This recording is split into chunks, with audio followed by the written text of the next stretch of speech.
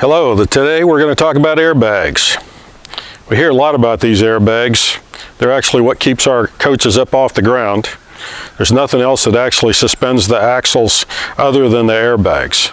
Pretty critical to what we need. But being critical, there's also a lot of discussion as to when do we replace these.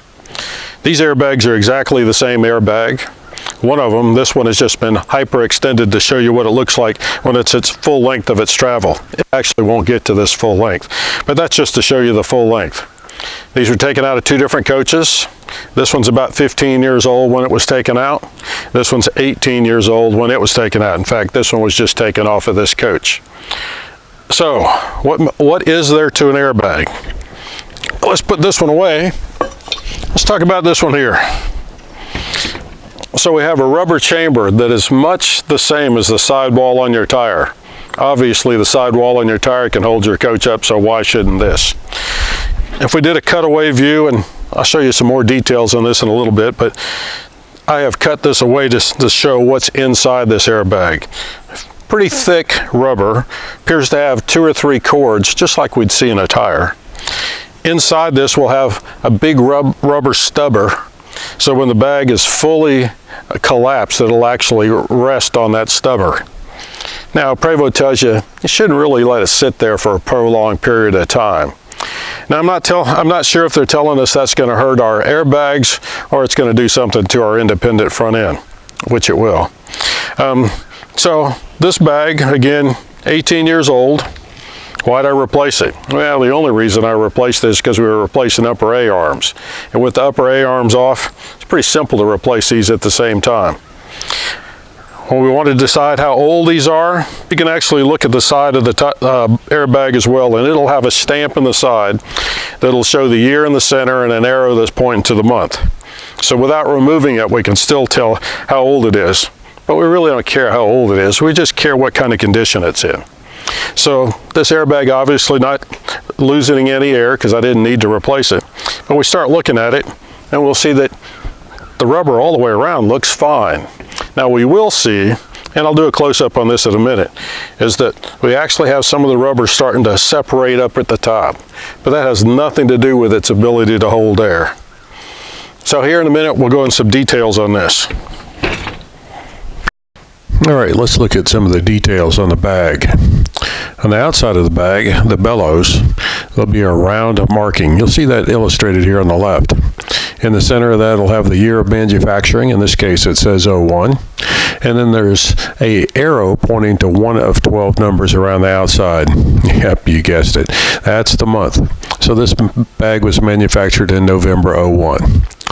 And then next to that, and you'll see illustrated that on the right side, is a number, and that's the number of the bellows. It's not the part number for the entire air spring, but just the bellows that makes up part of the air spring.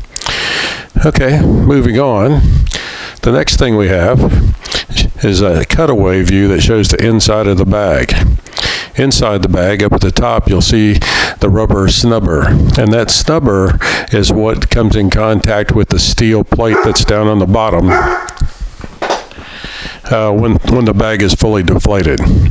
If you look at that close, you'll see that that rubber snubber doesn't have a straight line of contact. You can see the mark on it that's at an angle.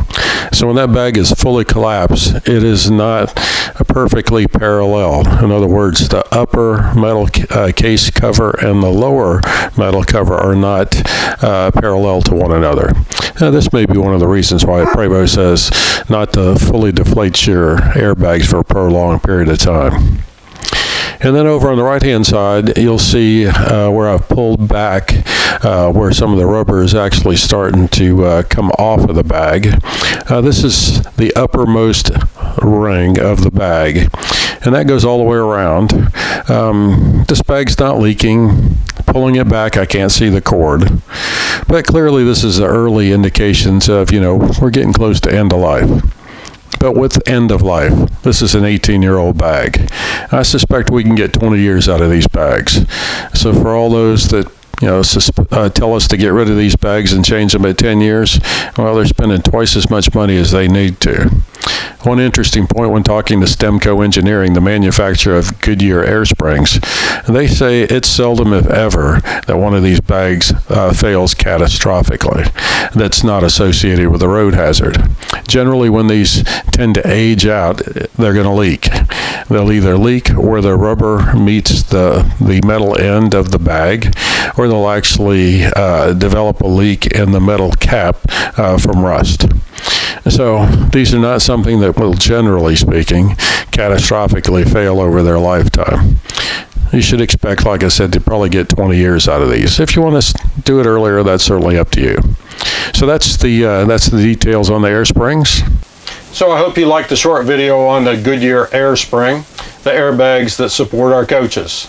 If you like this video, subscribe to my channel. There's other videos up there, and there'll be more to come. Until next time, drive safe, enjoy your journey.